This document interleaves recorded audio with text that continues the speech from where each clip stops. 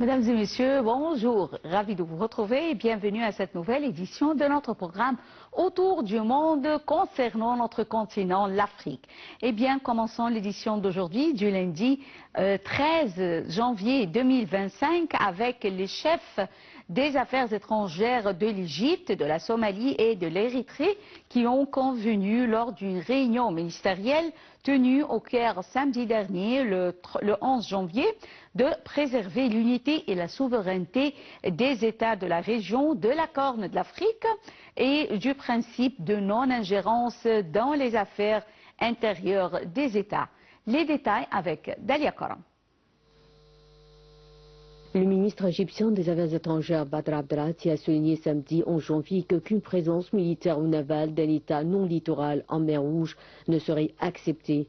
La mer Rouge et sa sécurité ne concernent que les pays côtiers. Il est absolument inacceptable que tout pays ne borde pas la mer Rouge d'y avoir une présence, que ce soit militaire, navale ou autre. C'est ce qu'a estimé le chef de la diplomatie égyptienne Badr Abdelati. Il a fait ces remarques lors d'une conférence de presse au Caire avec ses homologues érythréens Osman Saleh et somalien Ahmad Moalim Fiki. Selon le ministère égyptien des Affaires étrangères, les trois diplomates se sont mis d'accord lors de pourparlers trilatéraux sur la périodicité des réunions ministérielles. La prochaine réunion aura lieu dans la capitale somalienne de Mogadiscio, a déclaré Abdelati, notant que des dispositions sont en cours pour un sommet trilatéral au niveau présidentiel. Il a également souligné leur accord sur l'importance cruciale de la mise en œuvre des résultats du sommet d'Asmara, rejetant toute action unilatérale qui sape l'unité de la Somalie. Le chef de la diplomatie égyptienne a déclaré qu'il réaffirmait leur engagement envers l'unité et l'intégrité territoriale de la Somalie et soutenait le gouvernement somalien dans l'extension de son autorité sur tous les territoires nationaux et dans la lutte contre le terrorisme. Les trois ministres ont convenu de renforcer la sécurité dans la Corne de l'Afrique et dans la mer Rouge. Ils ont notamment insisté sur le renforcement de la coopération pour la sécurité en Somalie, notamment la contribution de l'Égypte à la mission de l'Union africaine pour le soutien à la Somalie, OSSOM. Ils ont également discuté des moyens de contribuer au renforcement des capacités des institutions étatiques somaliennes pour leur permettre d'éliminer le terrorisme, d'étendre le contrôle de l'État sur l'ensemble du territoire somalien et de renforcer la capacité de l'État à protéger ses frontières terrestres et maritimes. Les trois ministres ont également abordé l'évolution de la situation dans la région, en particulier la situation au Soudan et ses implications régionales, la coopération entre les États riverains de la mer Rouge, la situation sur le terrain en Somalie et la poursuite de la coordination diplomatique entre les trois États. Retournons, mesdames et messieurs, avec l'Égypte, l'Érythrée et la Somalie qui ont réaffirmé leur engagement à renforcer leur coopération pour la sécurité régionale dans la Corne de l'Afrique et la mer Rouge. Bien, j'ai le plaisir d'avoir actuellement avec moi en ligne son Excellence, Madame l'ambassadeur Wafé Bassim, ancien ministre adjoint au ministère des Affaires étrangères, qui va nous jeter la lumière sur ce sommet. Bonjour, Votre Excellence, Madame l'ambassadeur Wafé Bassim. Bonjour. Bonjour. Alors, l'Égypte, la Somalie et l'Érythrée ont souligné la nécessité de créer une sorte de coopération, ou plutôt de forte coopération entre les pays riverains de la mer Rouge. Alors, selon vous, tout d'abord, comment voyez-vous les relations entre ces trois pays et quels sont les fruits attendus de cette coopération ?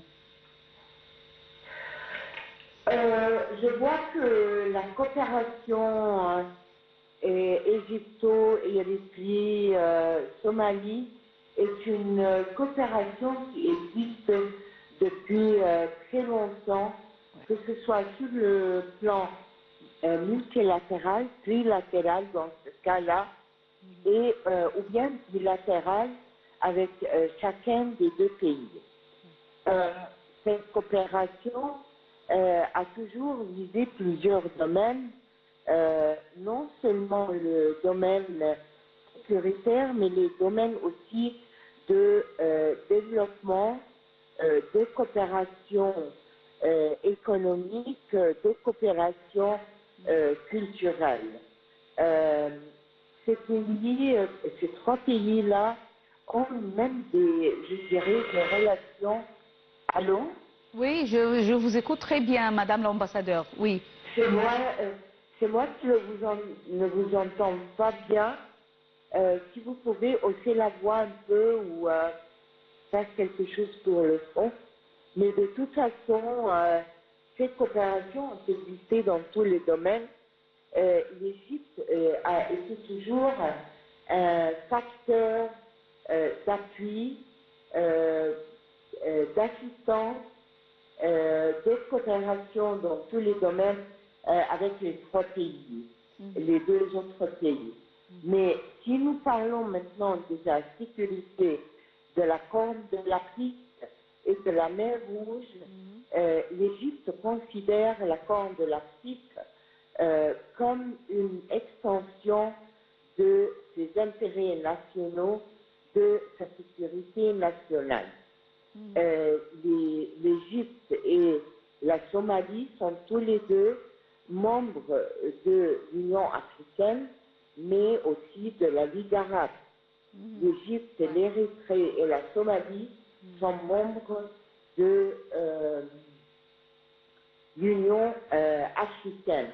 Donc, ils ont tous des problèmes, des intérêts communs dans plusieurs domaines. La sécurité de la mer Rouge n'est pas exclusive pour la sécurité maritime, le transport maritime de ces pays riverains de la mer Rouge, mais qui aussi sont associés à d'autres pays riverains de cette mer très importante.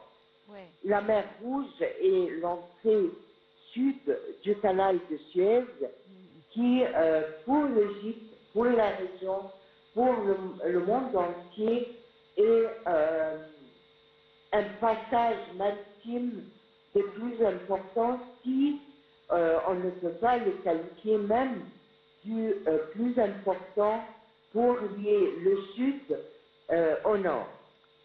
Donc, il y a l'intérêt de la sécurité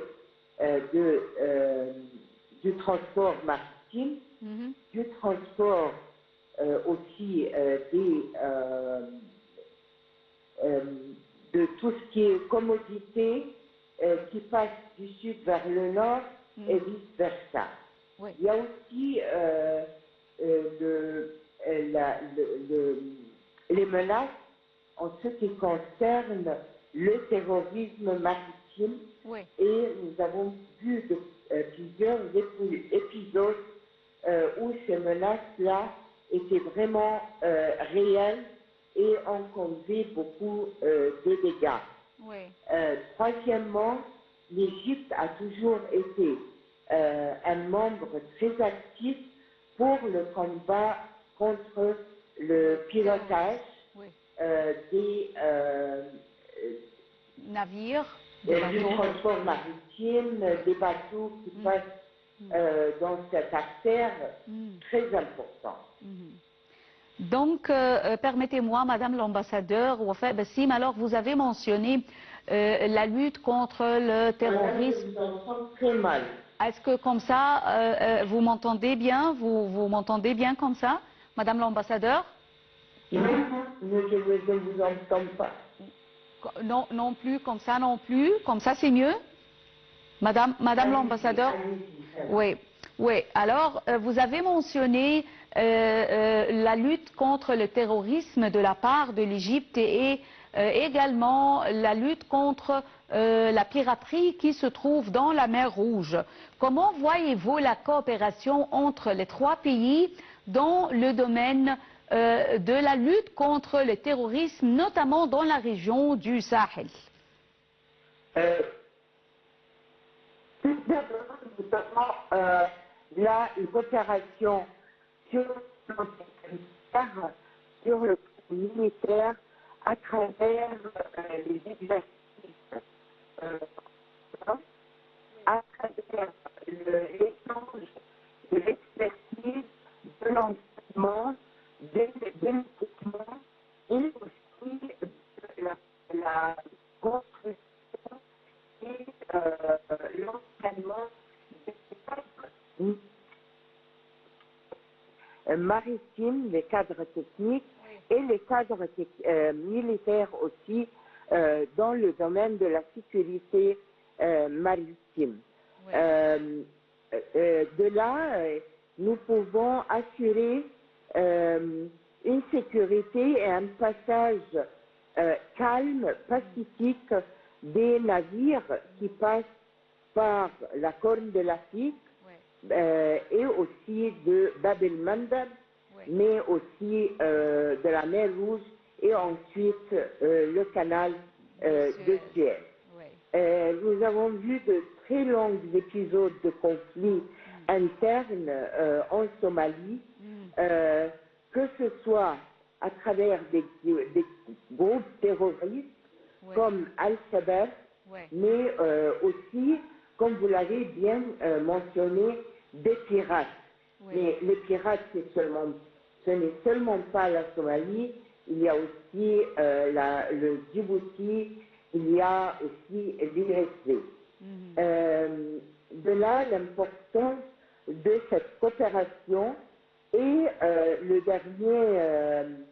la dernière réunion ministérielle de 3 pays qui s'est tenue le 11 janvier au Caire représente une étape vers la mise en œuvre de la déclaration sur le plan présidentiel des 3 présidents des 3 pays au sommet de Asmara qui s'est tenu récemment, le premier.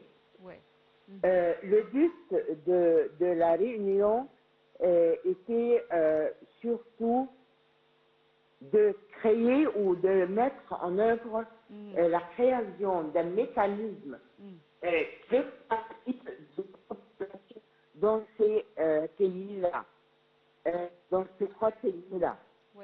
Il y a aussi l'importance de toute mesure qui vise à préserver l'union et la souveraineté des pays de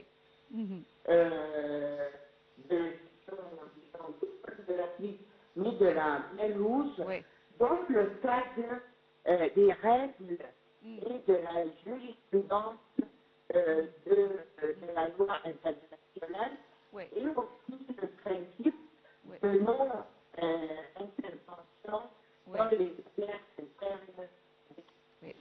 Merci, Madame l'ambassadeur, et je m'excuse pour cette interruption. Je tiens à vous remercier infiniment, Madame l'ambassadeur Wafa Bassim, ancien ministre adjoint au ministère des Affaires étrangères. Et on enchaîne avec un autre sujet. Alors, le gouvernement français vient de rétrocéder au Tchad son camp de détachement dans la ville d'Abéché.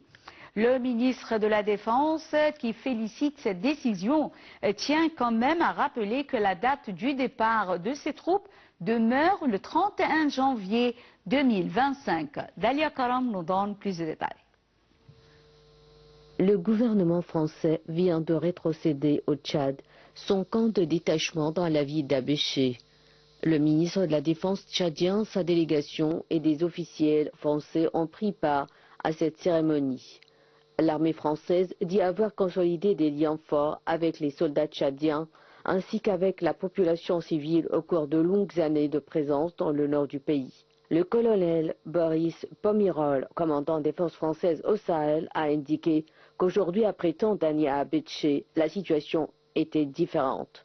Le Tchad avait renforcé ses capacités et qu'il est en mesure de faire face aux défis sécuritaires et humanitaires du Kouédaï, ajoutant que la restitution du camp à l'armée tchadienne en était un symbole.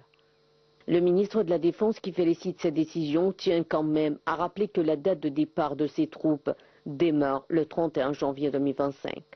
Les propos récemment tenus par le président français Emmanuel Macron concernant ce qu'il juge être une ingratitude à l'égard des gouvernements africains qui ont bénéficié des compétences françaises en matière de sécurité ont fait réagir l'actuel président tchadien Idriss Mohamed Déby, qui a précisé que la décision de départ des soldats avait été prise par le Tchad.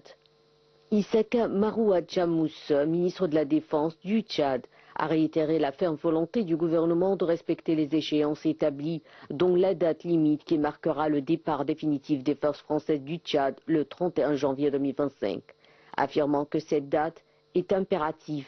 Cette date est non négociable. Les habitants d'Abéché, la ville du nord du Tchad, sont réputés depuis des années pour leur hostilité à la présence de la base française. Des manifestations pour réclamer le départ des troupes françaises ont souvent eu lieu dans la ville, même si elles ont pu être violemment réprimées par le régime tchadien par le passé.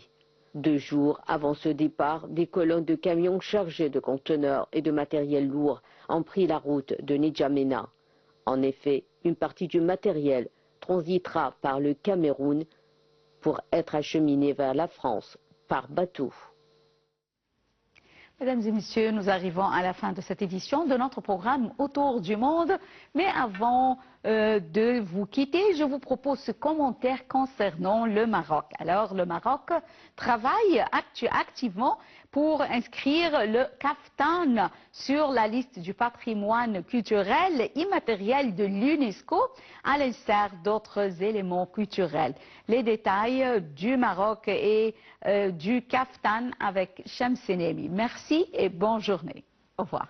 Le kaftan, ce vêtement traditionnel réputé pour ses tissus luxueux, ses broderies complexes et son importance culturelle, sera examiné lors de la 47e session du Comité du patrimoine mondial de l'UNESCO en Bulgarie cette année. À Salé, une créatrice de mode dirige une entreprise familiale spécialisée dans la vente de robes traditionnelles marocaines. Le magasin propose des kaftans, des vêtements qui revêtent une grande signification culturelle au Maroc.